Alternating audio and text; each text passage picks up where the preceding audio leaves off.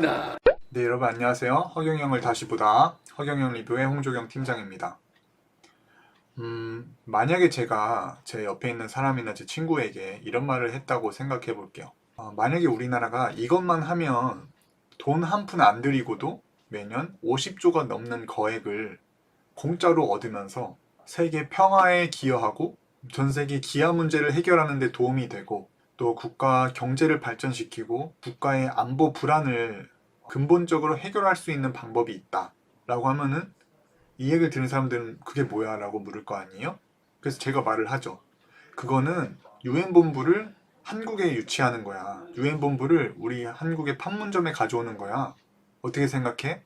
라고 친구들에게 말을 해보면 아마 야 그게 가능하냐? 말도 안 되는 소리 하지 마라 라고 분명히 제 많은 친구들이 그렇게 반응을 할 거란 말이에요. 그럼 과연 이것이 말이 안 되는지 어떻게 하면 가능한지에 대해서 한번 얘기를 해보고 싶습니다. 저희 허경영 총재님을 지지하는 여러분들은 아시죠? 이제 허경영 총재님께서 유엔본부를 판문점에 유치해야 된다라는 말씀하셨는데 거기에 대한 영상을 한번 보도록 하겠습니다. 허경영 TV에 올라온 영상입니다. 허경영의 공약에 대해 회의적으로 응답하던 기자는 이라는 제목이고요.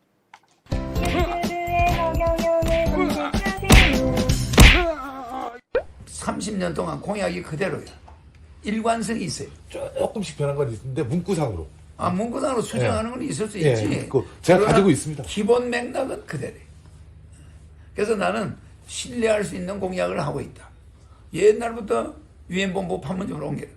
내 자신 있어요. 근데 사실 저는 그 공약이 제일 의구심이 들어요. 네. 자, 유엔본부를 판문점으로 옮겨라. 나는 이거는 정말 자신 있다라고 말씀하셨는데 거기에 대해서 기자가 사실 저는 그 공약이 제일 의구심이 든다. 난 사실 그게 제일 말이 안 되는 것 같다라고 이제 답변을 하죠. 거기에 대해서 허경영 총재님께서 답변을 해주시는 부분입니다. 미국 애들도 뭐 처음에는 이게 뉴욕이 아니라 워싱턴 DC에다가 뭐 유엔의 뭐 이거 기관을 옮겨놨는데 막 유럽에서 난리가 났잖아요. 뭐 이거 니네들 다 해먹냐 뭐 저거 난리 쳤는데 한국에 올까 이래들이. 이건 잘못 알고 있는 거예요. 유엔 본부와 유엔 사무총장은 유엔 상임이사국은 못 가지고 있게 돼 있어. 무슨 말이냐면요. 내 3.3 공약이 유엔 본부 이전이 이렇게 나와 있잖아. 예. 그럼 이게 30년 전에 한 거거든. 유엔 본부와 유엔 사무총장은 유엔 상임이사국 5개 나라는 못 하게 돼 있어요. 그 유엔 사무총장은 미국, 영국, 프랑스, 중국, 러시아는 못 하잖아. 예. 유엔 헌장에 만약에 이 5개 나라가 세계를 이끌어가고 있는데 이 나라 중에 하나가 유엔을 가지고 있다거나 사무총장이 되면 이것들은 안 된다 이게. 그러니까 약소 국가만 유엔 사무총장과 유엔을 가지고 있기로 유엔 헌장이 돼 있단 말이야. 그럼 왜 미국이 가지고 있게 됐냐? 처음에 유엔이 있어야 될 때 건물을 짓거나 땅을 제공하는 국가가 없어. 돈을 유엔군 10만 명입니다. 유엔군 10만 명을 유지할 수 있는 자금을 대는 나라가 미국뿐이었어 처음에. 그러니까 미국에서 가지고 있어라 잠시. 그 70년 전에 미국이 가지고 있었다면 뉴욕에. 그런데 이제는 전 세계에서 유엔 분담금을 받아요. 일본도 내고 우리도 내고 그래요. 그럼 유엔 분담금을 받으면 빨리 유엔 본부를 옮겨야 돼. 상임이사국이 아닌 대로. 중국이 불만이 있어. 러시아도 불만이 있어요. 왜 너희만 유엔 본부를 70년씩 가지고 있냐? 이렇게 한단 말이야. 그럼 국제연합을 미국이 혼자 만드느냐? 아니란 말이야. 그래서 불만이 있을 때 이때 나는 대한민국의 이 세계적인 분담국가고 유엔군이 제일 먼저 와서 30만 명이 죽었어. 18개 나라가 와서 피를 흘린 땅이야. 여기 유엔군의 피가 묻힌 땅은 한반도밖에 없어요. 유엔이 만들어지자마자 전쟁을 했으니까. 맞아요. 여기에 유엔군 묘지가 세계에서 제일 커. 여기에 유엔 본부가 와야 돼. 이렇게 주장하면요. 미국, 영국, 프랑스, 중국, 러시아 중에 제일 먼저 찬성하는 나라가 미국이에요. 유엔 분담금을 자기들이 너무 많이 내니까 이거 허경영이가 가져가면 말이야. 한국이 돈이 없는 나라니까 전 세계가 분담금을 내요. 근데 미국이 독자적으로 있으니까 분담금 안 내고요. 프랑스 안 내요. 독일 안 내. 미국가 가지고 누가 맨날 유엔 가지고 놀잖아. 이래버려. 그러니까 한반도에 딱 유엔 본부 오잖아요. 전 세계가 유엔 분담금을 내면 그게 5천억이에요. 그게 5천조예요. 5천조. 아니 어마어마한 돈이 우리나라 예산의 10배가 들어와. 그 돈을 세계 통일하는 기금으로 쓰겠다는 거예요. 그러니까 난 유엔 본부에 욕심이 있어요. 미국은요 10만 명 유엔군 유지비가 돈이 10억 달러 돈이 많이 들어가요. 근데 그거를 미국이 돈 많은 나라가 하니까 안 내놓는 거지. 한국이 한다고 그러면 서로 내놔요. 정부에서 유엔 분담금 때문에 미국 대통령은 맨날 스트레스를 받아요. 그쵸. 미국 의회 가서 유엔 분담금 좀 내놔라. 돈 좀, 이거 다른 나라에서 수금도 못하고 뭐하냐 대통령이. 그러니까 미국 대통령이 아유 그 나라들이 내놨냐. 그냥 우리가 대자. 이거 매번 대통령이 의회에 가서 부탁을 해가지고 유엔군 유지비를 받아내. 미 연방의회에서. 이게 할 짓이 아니라 이거 어떤 놈이 좀 가져갈 놈이 없냐. 우리나라가 좋아요. 네, 여기까지 잠깐 들어봤습니다. 유엔을 만들어서 처음에는 어디 마땅한 곳이 없어서 미국 뉴욕 맨하튼에다가 이제 유엔 본부 빌딩을 지었는데 이제 거기에 대한 운영비가 필요하니까 유엔 국제연합 분담금을 이제 전 세계에서 걷기로 되어 있는데 이게 형평성에 어긋난다 이거죠. 미국이 유엔 본부를 가지고 있으면서 그 강대국인 미국이 다른 약소국들한테 이거 분담금을 좀 내달라고 하니까 그 분담금이 너네 나라에서 어떻게 쓰이는지 우리가 어떻게 알아? 너네가 그렇게 강한 나라인데 왜 우리한테 돈을 달라는 거야? 하면서 이제 유엔을 유지하는 그런 분담금이 제대로 거치지가 않는다.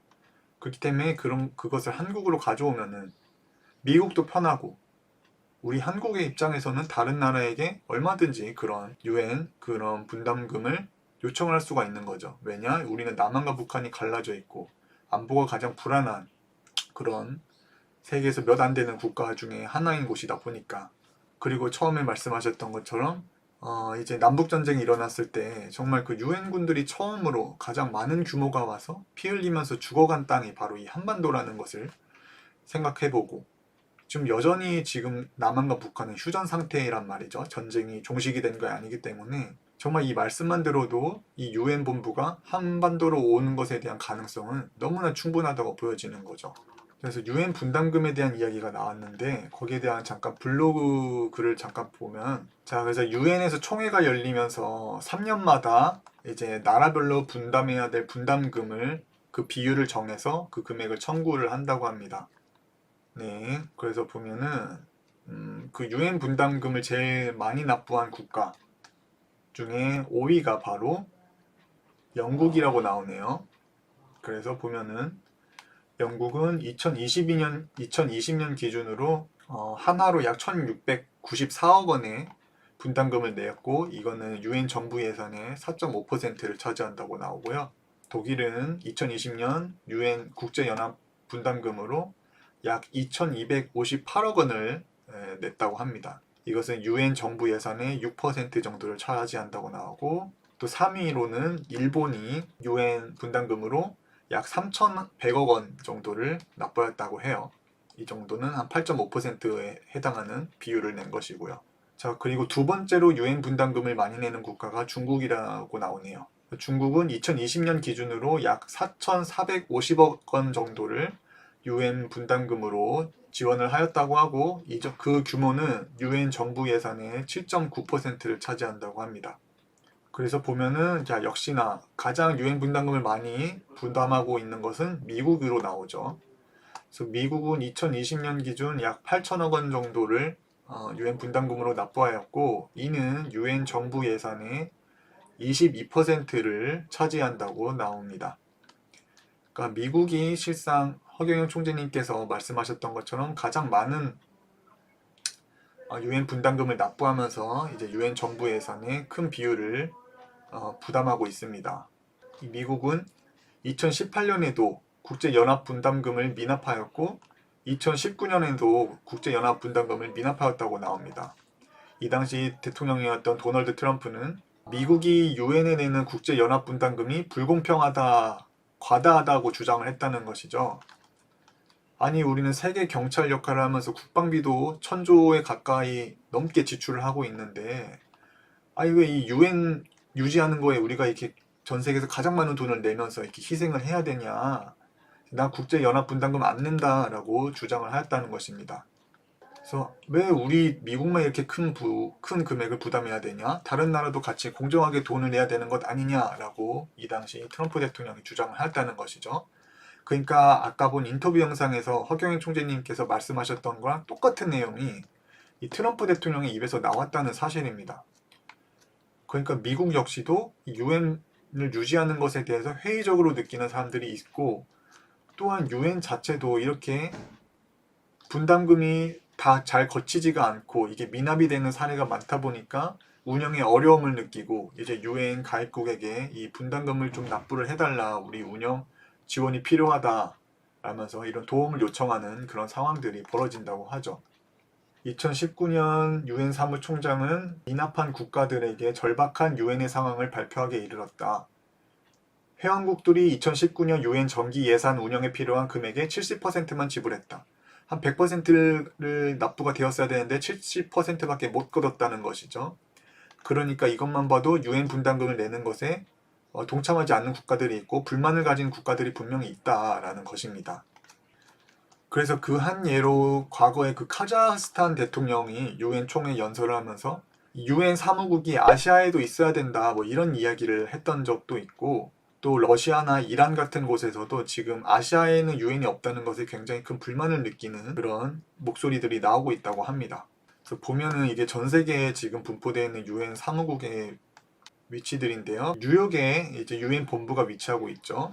그리고 오스트리아 빈에 유엔 사무소가 하나가 위치하고 있고, 스위스 제네바에 또 유엔 사무소가 위치하고 있습니다. 또 그리고 남아프리카 케냐 나이로비에 또 유엔 사무소가 위치하고 있습니다. 보면은 이 유엔이 유럽에만 이미 2개의 사무국이 있고, 또 미국에선 본부를 하나 가지고 있고, 아프리카에도 하나의 사무소가 나와 있는데, 정작 전 세계의 60%가 넘는 인구를 차지하고 있는 이 아시아의 지역에는 유엔이 없다는 것이에요. 가장 이 전 세계 화약고라고 불릴 수 있는 중동 지역, 북한과 남한이 대립하고 있고, 중국과 미국의 갈등이 생기고 있고, 뭐 중국과 타이완 등등 정말 소란거리가 어느 지역보다도 가장 많을 것이 아시아 국가이고, 또한 전 세계의 60%가 넘는 인구를 차지하고 있는 지역이 아시아인데, 이곳에 유엔 사무소가 없다는 것이죠. 정작 있어야 할 곳에, 가장 유엔이 필요한 곳에 유엔이 없기 때문에 유엔 본부를 한국으로 가져와야 된다라고 허경영 총재님께서는 주장을 하셨던 거고, 또한 많은 다른 국가의 대통령들과 지도자들 역시도 그에 동조하는 의견을 보이고 있는 것입니다. 자, 그래서 처음에는 허무맹랑한 것 같지만 허경영 총재님의 말씀을 듣고 이런 상황을 보다 보면 정말 아시아, 특히 한국에 이 유엔 본부를 유치하는 게 가능할 것이라는 그런 가능성이 보이죠. 또 이러한 상황을 알다 보니까 또 과거에 문재인 대통령께서는 유엔 총회 연설에 가서 DMZ를 국제 평화지대로 만들자. 이게 물론 유엔 본부를 한국으로 가져오자는 허경영 총재님의 의견과는 조금은 결이 다르지만, 국제의 어떤 연합된 어떤 기구를 조성해가지고 이곳을 평화를 지킬 수 있는 그런 공간으로 만들어서 우리 남한과 북한의 안보 문제를 해결하자라는 내용은 되게 비슷한 결이 있어 보입니다. 과거에 민주당 2022년 그 인천시장 나오셨을 때죠. 이 송영길 이분은 유엔 사무국을 아시아에 유치하자라는 걸 간판 공약으로 들고 아예 나오셨어요. 그러니까 이런 분들, 민주당이나 문재인 대통령 역시도 이 유엔을 아시아로 가져오는 게 허황되지 않다는 것을 점점점 알아가고 있는 거죠. 그래서 이제 작년에는 그거를 간판 공약으로 내놓기까지 했다는 것입니다. 거기에 대한 내용을 한번 보겠습니다. 이것은 허경영TV에 올라온 영상입니다. 유엔 본부를 가져오겠다며 허경영을 언급한 민주당 송영길 전 대표라는 내용의 영상이고, 시청해볼게요. 그러니까 제가 제1호 공약으로 유엔 제5본부 유치 공약을 제시했습니다. 정말 이것은 클래스가 다른 공약이라고 생각합니다. 네, 간판 공약으로 유엔 사무국, 5번째 유엔 사무국을 한국에 유치하겠다, 한국 서울에 유치하겠다는 것을 간판 공약으로 내걸었다.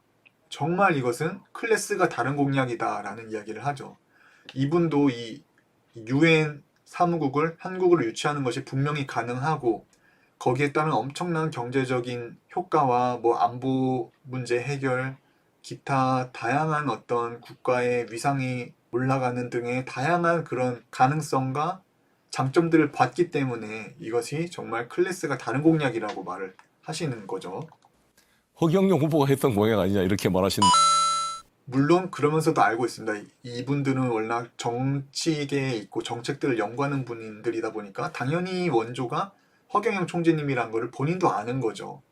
그래서 다른 누가 묻기도 전에 이미 그것과는 다르다라는 것을 미리 사전에 차별화하려고 이런 얘기를 하시는 걸로 보이고요. 분도 있는데 그것을 유엔 본부를 DMZ에 유치하자 이런 것이고, 저는 뉴욕에 있는 유엔 본부를 가져오겠다는 게 아니라, 유엔은 현재 유럽에 2개, 아프리카 하나, 미국에 하나 있는데 54개국 45억 명이 살고 있는 아시아를 대표하는 유엔 본부가 한 개도 없어요. 그래서 이게 필요성들이 전 세계적 공감대를 가지고 있습니다. 한중일 중에 한국만이 그런 중립적 위치에 있고 유엔과 특수한 관계에 있기 때문에.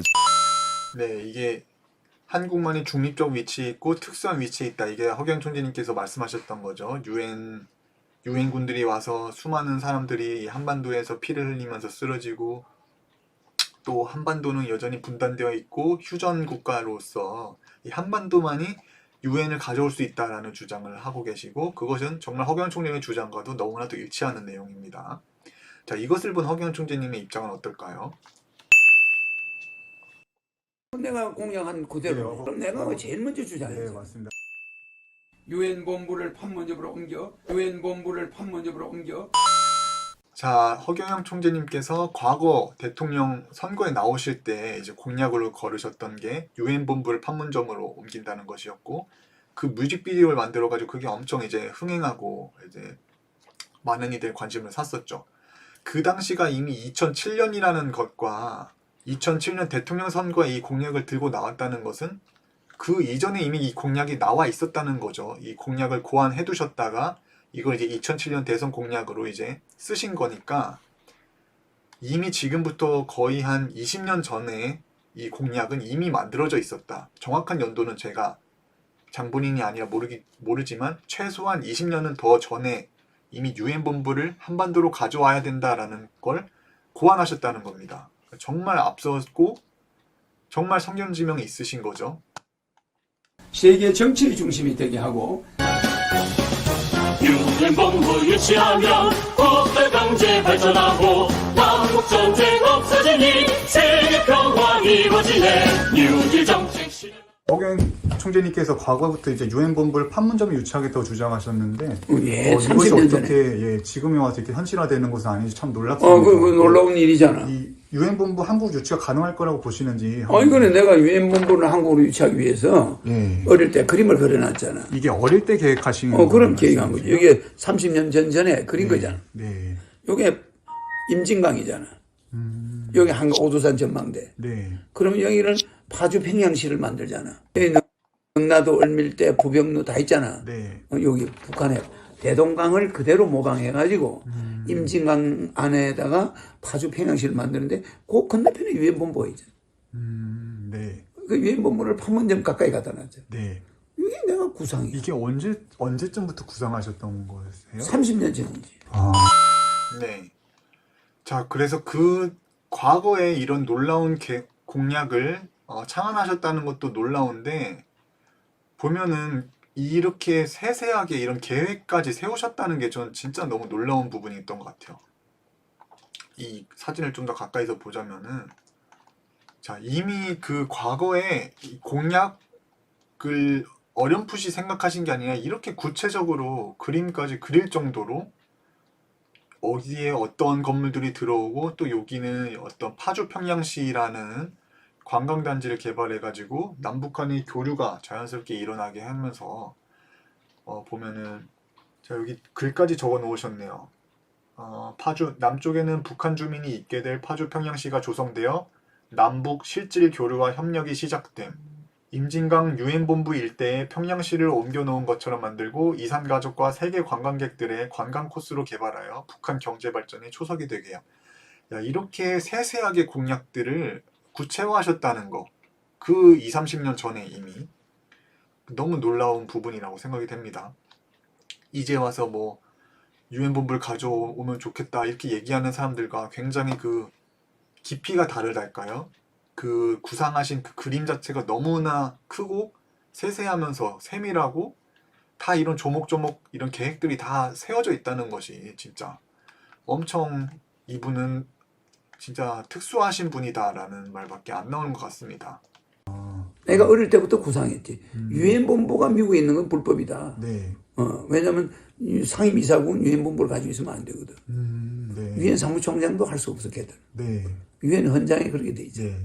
근데 유엔을 미국이 가지고 있잖아. 네. 또 이게 기타 아시아 국가도 여기에 대한 불만이 이제 나오고 그러면 있는데. 이봐. 네. 이게 이제 실제 서울이 옮겨지는 모습이야. 여기 실제 서울이 옮겨지잖아. 네. 아까 본 오른쪽의 그림이 다가 아니죠. 이거를 더 넓혀가지고 이렇게 미래 한국의 수도는 이런 그림으로 가야 된다라면서 이런 건물들 하나하나까지 그리셨던 디테일이 와 진짜 엄청 놀랍습니다. 그리고 실제 이렇게 말씀하시고 고안하셨던 것처럼 세계가 흘러가고 있다는 것이에요. 이제 와서 다양한 국가에서 유엔 본부 아시아에 와야 되는 것 아니냐 뭐 이런 이야기가 나오고 있고 이미 그것에 대해서 허경 총재님께서는 30년 전에 유엔 본부를 판문점에 가져와야 된다고 이미 그때 아이디어를 만드셨고 거기에 대한 이런 디테일한 계획들을 다 세우셨다는 거죠. 여기 보면 여기 보면 나오는 요게 임진강이야. 이거 보이지? 네. 요것이 확대. 여기 유엔 본부 건물이 여기 있지. 와, 네. 그걸 이렇게 확대한 거야. 말하자면 네. 그 자리를 현미경으로 보고 있다 보면 되지. 네. 맞아, 거기 유엔 본부 있지 여기. 네. 여기 유엔 본부 보여요? 네, 조그맣게 보이네요. 조금 그게 이거 여기 이렇게 확대한 확대하면은 거야. 말하자면은. 그러니까 이게 북한에서 보면은 여기 북한에 여기 서울을 앞으로 이 애기봉 쪽으로 김포 애기봉 쪽으로 서울을 옮겨. 네.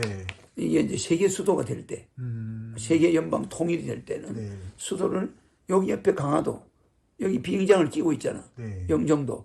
여기가 서울 수도가 돼. 왜 그러냐면은 여기서 매락산맥 내려와. 여기 은진산맥 내려와. 북에서 남으로 오잖아. 네, 맞습니다. 내리꽂잖아. 이 매락산맥 내려와. 이 마식령산맥이 이렇게 내려오지. 네. 세 개의 산맥이 북에서 남으로 내리꽂는 게 김포 쪽이야. 근데 여기서 매락산맥과 은진산맥 사이에서 내려오는 예성강이야, 이게. 네. 예성강이 북에서 밑으로 금강, 이 항해도 전기를 그대로 한강으로 내리꽂아. 한강에 합류가 돼. 네. 맞지? 네. 그 다음 또 북에서 이 마식령산맥과 강주산맥의 끝이 오두산 전망대. 네. 청와대가 강주산맥의 중간이야. 어. 그러면 여기서 청와대에 있는 이 산맥이 가가지고 오두산 전망대 가서 끝나거든. 그러면 이 강주산맥과 이 마식령산맥 사이로 임진강이 내려와.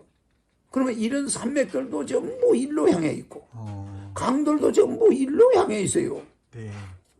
이 광야를. 이 광야가 애기봉이 있는 데야. 네. 강화도 가기 직전에 있는. 여기에 전부 고층 빌딩 들어서 있지. 네. 북한 쪽 남한 쪽에 다 고층 빌딩 들어서 있지. 네. 이 빌딩이 150층 막 이래. 거기 올라가면 바로 저 평양이 보여.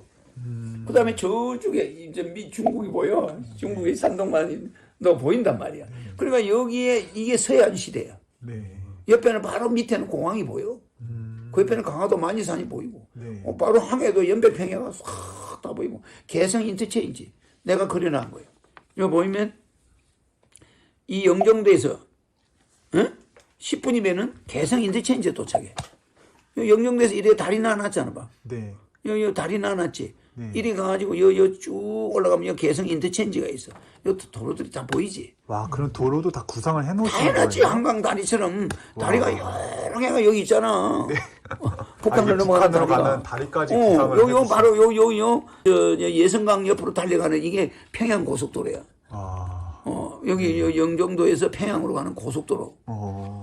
그 다음에 여기 우리 한강 하리로 올라가는 이게 로렐라이. 이게 서울로 들어가는 고속도로야. 네. 그 다음에 여기서 여기서 애기봉 있는 데서 또 고속도로 휙 넘어가면, 여기 가면 이게 송악산이야. 마식령 산맥의 끄트머리가 개성 송악산이거든. 네. 그럼 개성 송악산 뒤에 여기 보면 판문점 인터체인지 있지. 네. 큰 인터체인지 하나 보이지. 그 이쪽으로 그 터널, 송악산 터널을 싹 지나면 개성 시내예요. 그 여기 다 이거 몇 개야 이게 전부 북한하고 막 금일처럼 연결돼 있잖아. 이걸 내가 어릴 때 와, 어릴 때 이걸 다 아신 거예요? 구상해서 그려놓은 거야. 아, 정말 놀랍습니다. 그죠? 어떻게 그 당시에 이런 계획들을 세우셨다는 것도 놀랍고, 그래 이런 디테일들, 어떻게 어디 위치에 도로가 생겨가지고 어떻게 흘러가고 어디서 내려오고, 또 여기는 몇 층짜리 고층 빌딩이 들어서 있고 인터체인지는 어디에 들어서 있고, 이런 거를 다 이렇게 세세하게 구상을 하셨다는 게 진짜 이거는 보통 사람의 레벨로는 안 되는 거다. 이분은 진짜 보통 사람이 아니다 라는 거는 정말 확실한 것으로 보입니다. 이렇게 미래를 연구하고 그 당시에 하나하나 그리면서 이렇게 미래를 상상하면서 어떻게 그려야 우리 국가가 더 부흥하고 국민들이 좋게 살 수 있을까? 어떻게 해야 우리 국가가 처한 불평등의 문제를 해소하고, 어떻게 해야 이런 인류가 맞이하고 있는 환경 문제나 부익부 빈익빈 문제를 해결할 수 있을까? 이런 거를 한 땀 한 땀 고심하면서 그리셨을 허경영 총재님의 어린 시절을 생각해 보면, 이런 분이야말로 타고난 지도자다. 이런 분이야말로 지도자가 되셔야 된다라는 생각이 들어요. 그러니까 내가 이렇게 세밀하다는 거, 이걸 사인펜으로 문방구 사인펜으로 내가 그린 거야. 근데 정말 신기하고 놀라운 게 이건 정말 예전에 그러셨다고 하셨잖아요. 그렇지, 근데 옛날에. 이런 개발이나 어떤 시대 흐름이 자꾸 여기 맞춰져서 간다는 게 전 너무 그건 놀랍거든요. 내가 미리 다 내다보고 있단 말이야. 그러니까 내가 네. 지금 뭘 이래 하면은 이 앞서가고 있는 거야, 전부 다. 네. 정말 이것은 클래스가 다른 공약이라고 생각합니다.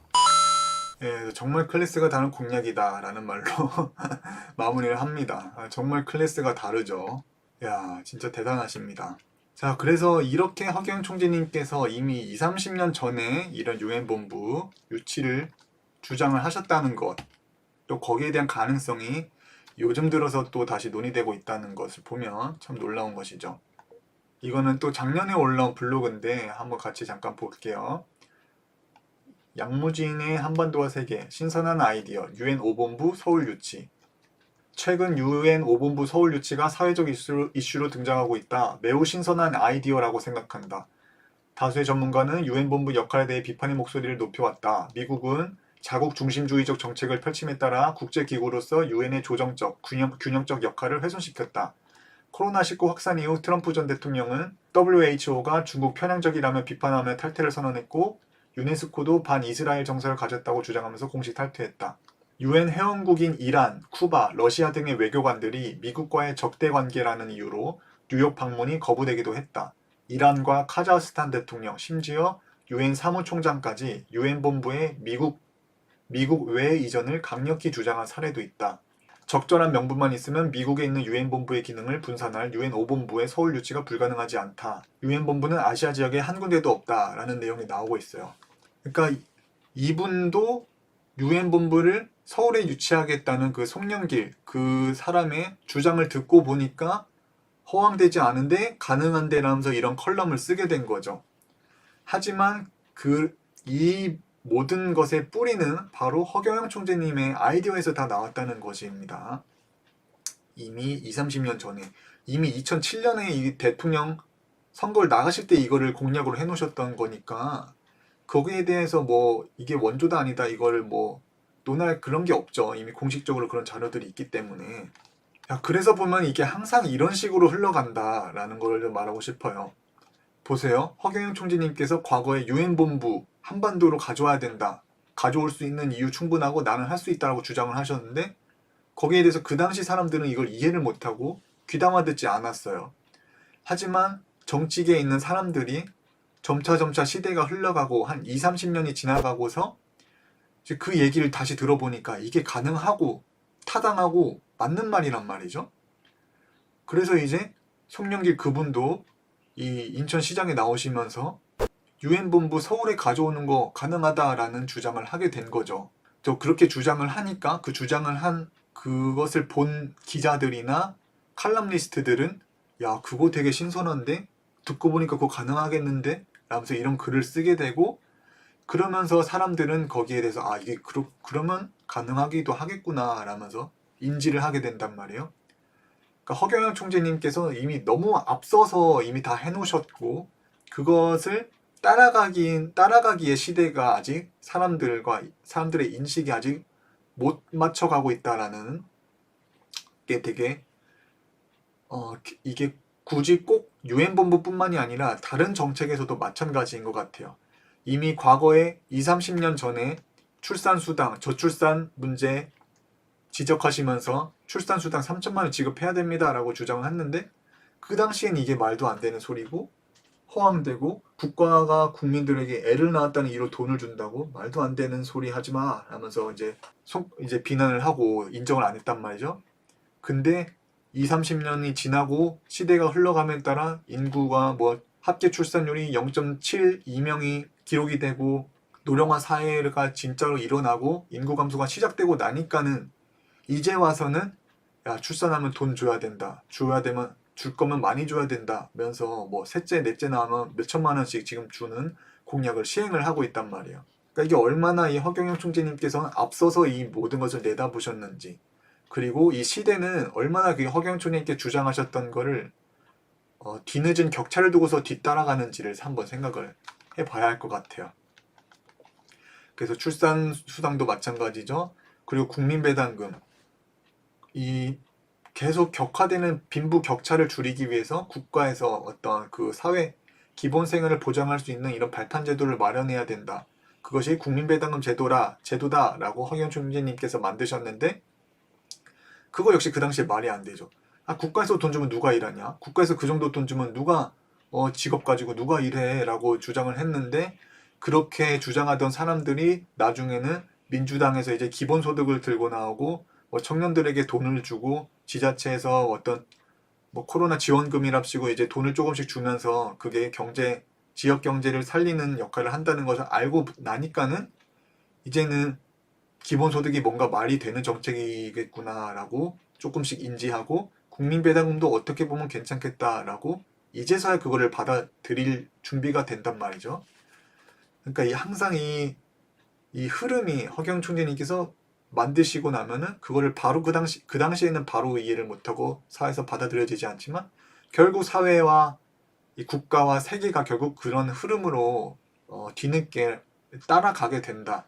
그래서 이분은 정말 성견지명도 있으시지만 어떻게 보면 그 세계의 흐름을 먼저 리드해서 이끄신다라고 보여져요.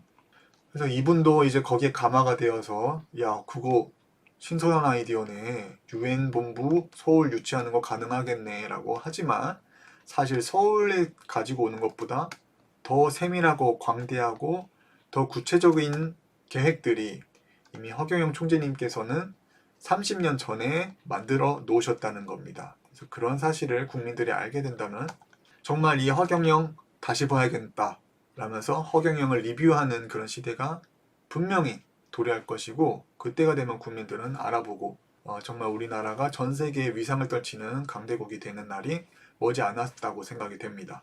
그래서 보면은 이게 국가의 시스템이나 국민의 인식이 아직 허경영 총재님께서 기대하셨던 레벨에 오질 못한 거라고 보여요. 그래서 이미 과거에 그렇게 많은 공약들을 준비해서 미래에 닥칠 문제들을 예비하셨고 이미 숱한 예언들을 맞추셨지만 그럼에도 여전히 국민들은 자신들이 만든 어떤 틀과 언론에서 만들어낸 부정적인 이미지에만 사로잡혀서 이 보석의 진가를 보지 못하고 있다라는 생각이 듭니다.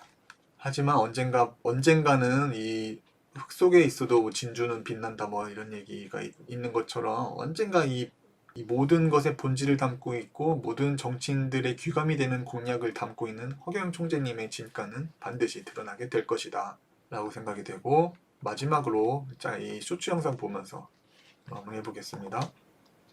그런데 미국이 야 우리가 유엔 본부를 처음에 만들었으니 우리가 처음에 가지고 좀 있겠다 했는데 다른 나라가 아무도 안 가져가. 그래 내가 이래.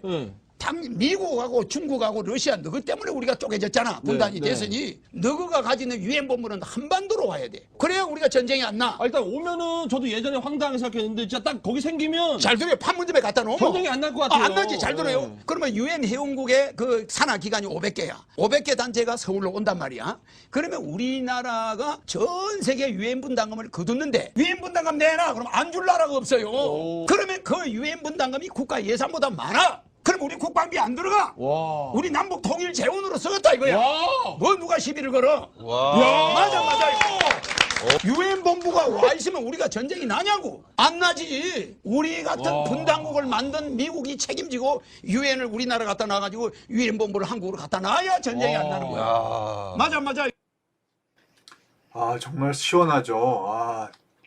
자, 처음에 제가 친구들에게 얘기했을 때, 물론 제 얘기를 들은 친구들은 허황된 소리야. 뭐 어떻게 유엔 본부가 한국에 오냐? 말도 안 돼. 라고 생각을 했겠지만, 만약 이 영상들을 끝까지 봤다면은 이제 분명히 그 유엔 본부가 한반도에 가지고 올 수 있다는 것에 대한 그 기존의 생각은 바뀌었을 겁니다. 허경영 총리의 말씀을 들어보면 정말 이건 가능해요. 정말 타당하고 정말 논리적이고, 그렇게 된다면은 국방비 예산 56조 쓰일 일이 없단 말이에요. 56조의 국방비 예산 얼마나 더 좋은 것에 쓸 수가 있어요. 심지어 유엔의 그런 운영비가 5조가 안 돼요. 3조에서 5조 사이 정도로 알고 있는데, 우리 국방비 아예 안 쓰고 그냥 유엔 운영비를 우리가 부담해도 50조가 남는 수준이란 말이에요. 그 남는 50조로 허경영 총리께 말씀하셨던 것처럼 뭐 세계통일 재원으로 쓴다거나 기아 문제를 해결한다거나 환경 문제를 해결하는데 그 돈을 쓴다면은 이거 뭐 진짜 강대국이 되는 건 순식간이죠. 그래서 이 영상에 대한 댓글 반응을 좀 보면 SSO님, 자, 시대를 두 수 이상 앞서간 천재라는 내용이 있네요. 김승곤이란 나 이 사람이 점점 좋아지네. 야, 허황된 줄 알았는데 이 이야기를 듣고 보니까 나가면 내놔. 그럼 안 줄 나라가 없어요. 말이 된다는 거죠. 타당하고 합리적이라는 거죠. 자, 유엔 본부 판문점 이전 적극 찬성. 이분은 진심, 다른 걸 다 떠나서 천재임. 와, 이건 찐이다. 놀랍다. 똑똑하시다. 이걸 본 모든 사람들이 다 아는 거예요. 직감적으로. 이거 말 된다. 이거 가능하다. 이거 진짜 되겠다. 되고 나면 엄청난 경제적인 효과와 정말 우리 국가에 엄청 이로운 일들이 많아지겠다라는 걸 아는 거죠. 자, 이번에 반드시 대통령 돼야 되는데 천재가 대통령 돼야 합니다. 이 양반은 대체적으로 국가 내 문제보다 세계의 한국을 연구하시는 분. 그러니까 한국 내에서보다 이 세계적인 보는 관점이 넓으시단 거죠. 대다수의 사람들보다 너무 똑똑한 천재들은 항상 이상한 놈 취급을 받는다. 정말 맞는 말이고요. 자, 이거는 맞긴 하네. 유엔이 남한으로 오면 북한이 전쟁을 일으킬 일도 없는데 왜 안 가져오는 거? 그게 진짜 왜 안 가져오는 거냐고요.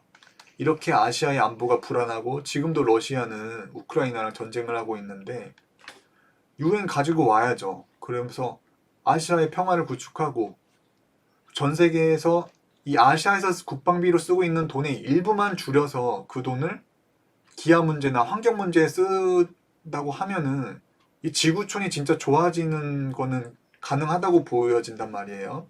중국, 러시아, 한국, 일본만 해도 이 국방비로 나가는 돈이 수백조일 텐데 1년마다 그거 한 반만 줄일 수 있다고 하더라도 그 돈으로 얼마나 더 큰 일들을 할 수 있겠어요. 그 돈이면 몽골에 그냥 숲 초원지대를 아마 만들 수도 있을 걸요. 그 돈이면.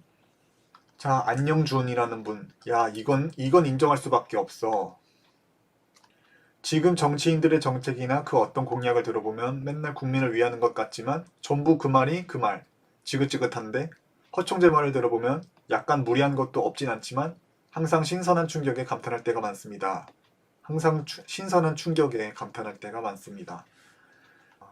모르고 들을 땐 미친 사람인 줄 알았는데 시간이 지날수록 통찰력과 선견지명에 깜짝깜짝 놀라게 하는 볼수록 매력있는 허경영을 대통령을 만들자.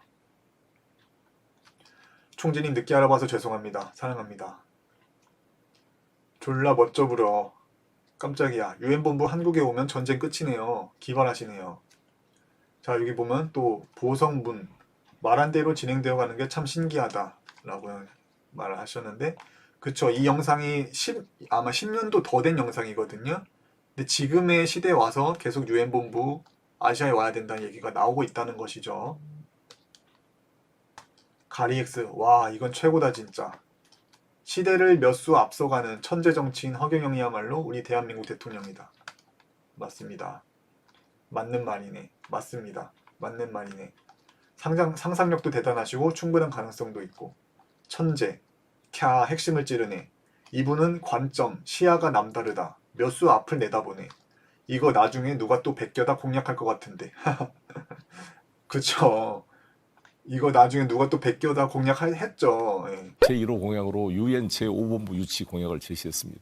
정말 이것은 클래스가 다른 공약이라고 생각합니다. 그렇다고 이제 공약을 베껴간 사람을 막 욕해도 안 돼요. 왜냐하면 그분들이 생각하기에도 이게 타당하고 이게 국가에 필요하다고 생각이 되니까 그런 논란이 있을 걸 알고도 그 공약을 쓰는 거잖아요. 너무 이 공약을 베껴간다고 거기에 대해서 막 욕하고 막 돌을 던지고 너무 또 그러면 안 된다. 그 사람들도 생각할 때 이게 정답이거든요. 어쩌겠어요. 정답을 따라가야 되는데 그게 그 사람들의 업인데 맞는 정책을 펼치는 게 물론 그걸 베껴놓고 자기 것인 것 마냥 그렇게 척하고 이제 국민들 우롱하고 그렇게는 하면 안 되겠죠. 정직해야죠. 이분을 처음 봤을 때 뚱딴지에 말도 안 되는 말만 하는 사람으로만 생각했는데 시대가 지나니 다 맞는 말만 하는 것 같네. 그렇죠. 출산수당 뚱딴지에 말도 안 되는 말이었고 국민배당금 뭐 뚱딴지에 말도 안 되는 말이었고 대뜸 유엔본부를 한국 판문점에 갖다 놓자 그거 말도 안 되는 말만 하는 이상한 사람인 줄 알았는데 시대가 지나니 다 맞는 말만 한다. 이게 포인트입니다. 실현 가능성은 모르겠으나 된다면 대단할 것 같다. 놀라운 생각이다. 예전엔 미친놈인 줄 알았는데 천재였다. 그쵸. 이제는 전 세계 이제 대한민국 국민들이 야 허경영 노래 부르고 우스꽝스럽고 광대히 미친 사람인 줄 알았는데 진짜 천재였다 라면서 알아볼 날이 머지 않았다고 생각이 됩니다. 그래서 오늘 유엔 본부에 대해서 허경영 총재님께서 주장하셨던 영상을 보면서 리뷰하는 시간을 가졌고 이 허경영 총재님에 대해서 리뷰할 것들은 정말 수천 가지예요. 진짜. 그렇기 때문에 이렇게 우리가 하나하나씩 조명하면서 이제 시대를 계속 관찰하다 보면은 정말 허경영 총재님께서 말씀하셨던 것처럼 허경영을 대통령에 앉혀라라고 이제 국민들이 이분을 따르는 날이 올 것이라고 생각이 됩니다. 그래서 대통령 졌다고 또 지금 뭐 안티들이 기승이고 막 허경영 총재님에 대해서 말 한마디 꼬투리 잡고 막 시시비비를 가리는 그런 일들도 있고 그걸 보는 지지자분들 역시도 많이 힘들 수 있다고 생각이 되는데 이런 과거부터 이렇게 뛰어난 천재적인 공약들을 고안했고 정말 시대가 그렇게 흘러간다는 것을 보면 이분은야말로 정말 예정됐고 국가에 필요하고 대한민국 정치에 있어 정말 필요한 분이란 것은 정말 의심의 여지가 없는 것이죠.